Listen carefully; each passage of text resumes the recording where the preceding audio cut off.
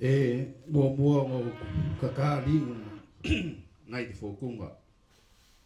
Mo whapoi ni lia whala au ku I vangu. Pei o whekalai ngai ale malum man ma mea mano la maukang ko esi. Mo ka le vai a whei ma aso koe vai malu puenga. I le pa ia o ka koe kumalo ngai mangalua.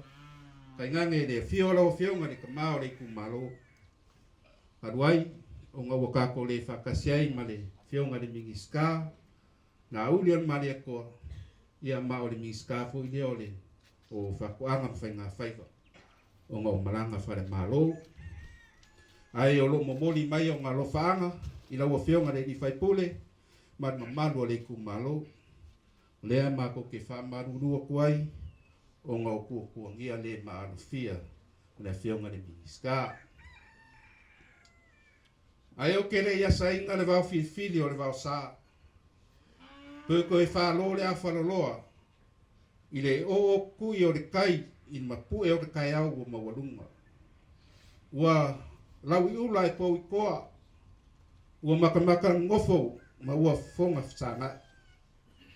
I mua ngau kapui le kapu o le kupua kausi. Ma le lau'ele'e. Wa le se kaukai ko whangoka I kai au whapengei. I ngua wale ko e ku se ola. Wa wa soifua le kai ngai avavarua. Wa le ai foi se ali sewe ko I sewa ka filia nga. Ai le lei o ngau sew maka ko anga. Ngai si lia nga se upu. O le vai nganga. O nga vale lea o le mfua. Lea ua marka wei. Ia I whanga marngei. Lea ua whaafonga lea kua I le kaulanga se kia. E ala I le. Fe au lea ua sili mea ngei. E pei o upu e whaile se unga.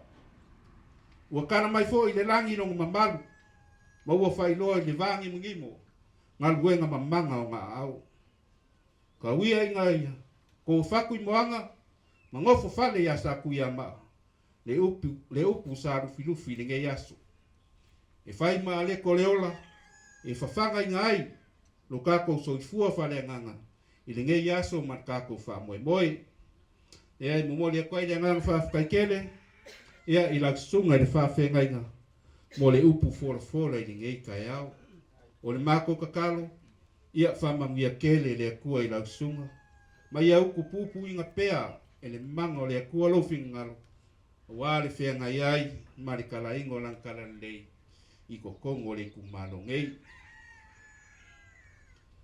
Ia o mangaku fo, ia o le ale koe ku maoa se whamakalanga. Wa o lea wa saungoa le sunga kai o saunginga. Ia e whamaro si au. Ia kako umalava o le au whai whakoanga, whai lafumanu, ia man au whai whaiva. Ai o pa ia o kako kai au ma le aso. Ia ka wia I ngā mākou whakulowi ma manu whakara lelei. Wa le sui lau sunga le kai o te saunginga. Kai ngange le kalasa. Wa whengai ngā kaulangi. Maru ai le Itumālō ngai mangalua. Lea foi wa. Maru ka we le pa ia o le kako Itumālō. I malai ngei. Whangamalo. E fio ai sa peska man maupu. E la kai whaleiva man kau. Maungoa masako le pai. O pa ia o kako Itumālō mai o ngau. Se ia o i o ngai. O ngā kulanga whalupe. Mai sa whai, sa ko le pai, whangamalo, le lepa, a vau, ma vai po udi. Pai ia awa ainga, makapau, kupu mai, kamali im whai launga, whalikua makausi, sa oau makamaikai, le waluma, mani marosi o kako Itumālō, se ia o ngai e kako whangawi. A fia fo I lawa fionga I le minskala ngalango ki ngā makamaika. Ko lawa fionga fo I ka māo le Itumālō. Lawa fionga sewa muri fasi koma. Ma lau komiki o le fongo whaavai. Ai o ke mga ia o le seava ngoa whaauno ngei. E whai ei lo leo whakauwa. E whai mafonga kaumon mori. Ana I kako whai ngā mālo. Le fio ako lawa fionga O le mingiskawa onga o kalonga mangu. Na ua fionga se wau, se ula yoange. Pa pea foi na ua fionga le mingiskara ngalango. Na ua fionga ni uawa eki mālōlō. Pa pea foi le, fio na ua fionga le kamaikai paramia. Sui paramia marika pengeka.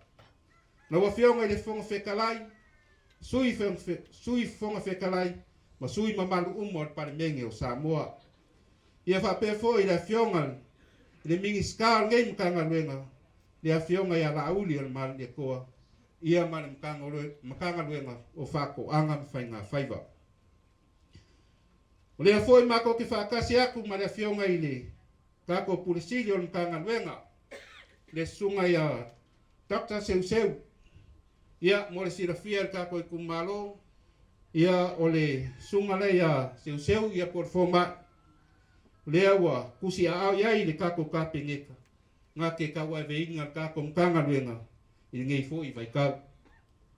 O lea fo i kake whakasi. Ma le kako komiki fau kua. O whako anga mwhai ngā whaiva. I sara whai ngei. Ai whai elo uleo. Whakauwa. Ia ma ko ke whakalo whakuai. Ngangai mangalua. Ma lo le soifua manguia. Ma lo le langi mama. Ma lo le folau. Ai whapiko au ngawhas whakalofa. Ma se whawhailoai. I le au whai whakoanga. Au whai whaiva. Ma le au whai lafumanu uma. O le kako Itumālō. O le so. O le aso lea ua whapikoa mo I kako uma. O le au whai whakoanga. Whai whaiva. Ma le au whai lafumanu. Yo foi le au fai lafua, fai lafupako, lafumamoe, ma le au fai lafumoa. Mo le kousi lafia, o le kako loko ale, loi oi kako makanga luenga I ingu. O lo iai nengo fuanga o le au sainga, o lako whaanga inga I koko aia, ko ia kako kongala uainga. O inga, o loo whawhailele ai, a kako kua moa. Kamanga, e fofua ngei, e whao ngāni masinga fōk. A mga mia nangkau ni iau, kamai moa, ea longo le whaipule ma le whonga whawai. O inga, e ke kalosanga ai, mo ngiau moa, e whawhanga. O ngor ngei vai kau, ia ua awala ese mai ale, wala aualeli. E ala mai whaamai. O ngā ua kako kau mamawhakele I pailo povi masima. O pusa moa. Ma le kele o ango mangfasi. O lo awinga mai aku ngui fafu. Ai a whai kako ke kama mawhalawa I mea lo maua I kako sise o manga. E ke ola soifua mālōlō inga. E ke rei kawan fo I wharamai. E wa aile masingi whamakoko. Pe ke maua fo I whamai le pisi. E eile suka ma le koko mawalunga. O le aunga ma le whamoe o le ngei whamaike, an kako whainga malo. Ia ko anga I kokoa, kako kalo, ufi, koko, popo. Ma whala au ainga, whala au whaisua, whala au kau mawhamaka. Ai mai se foi, le kako ngā kaifale. A wale whonga kau mawha, kako Itumālō ma le akungu. Ia e whawhikai fōi rea kua I longa lofa, ma longa ngā lelei, ua ia au maia, se lao lelei whapengei, se o kako lau lua fsir whai ai. Wa fōi o le kasi ngei, o kau ki ngonga ngkui ngaku, e le kako whai ngā mālo whirwhiria. A whai, ai au mai le whakuakuanga, o le mea rea e whai.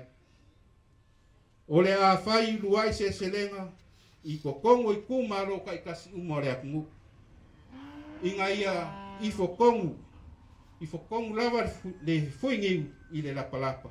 Ma wha asoa le manguia sa kako le masange ai. Ma whai le wha asoa. Wha asoa sauku o, ma sauku alasi. Ai maise, le kui ngatu sa o le sosoangi. I e mga mia.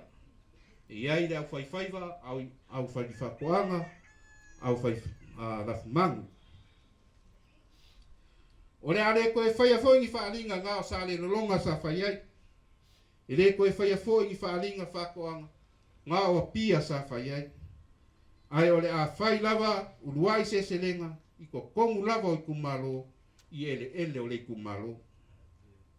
Ia, ua kako ia ngei le suinga o le kau. I le kele o le mau whaamai ese. Si kia o le kau o loa, i o loa kako ke le kau puleinga o la kau. Ia ma le mau ese. O mea ua wheku le mai. Ua le koe fua lelei a kako mea koko.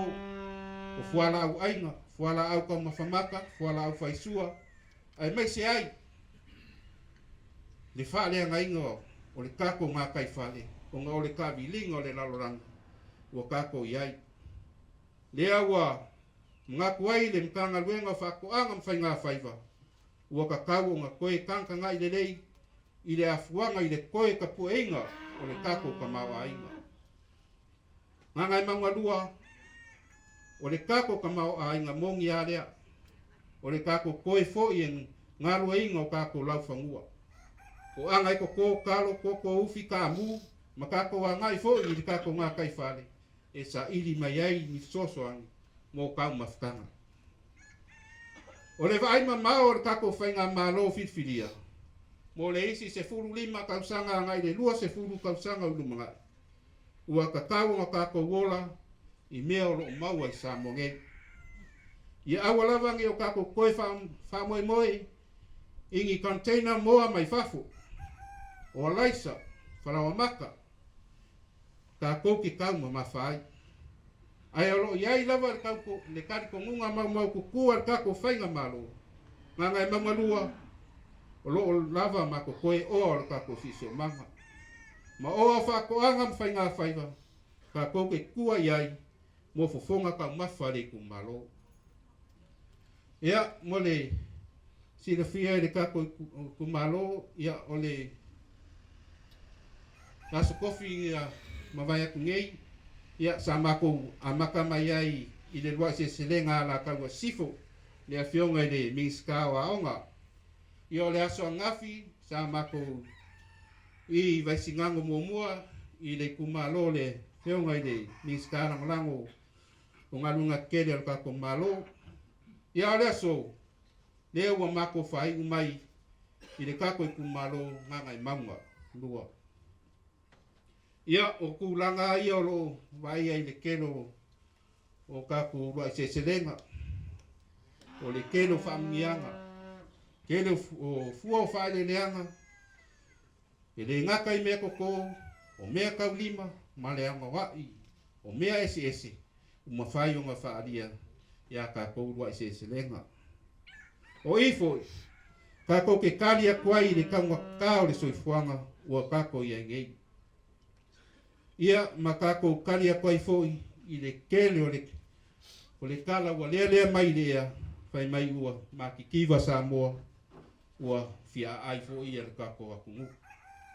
Ai le ai o lea lava mako ke moli mawinga i mako po kalame o lo wha solo ngei.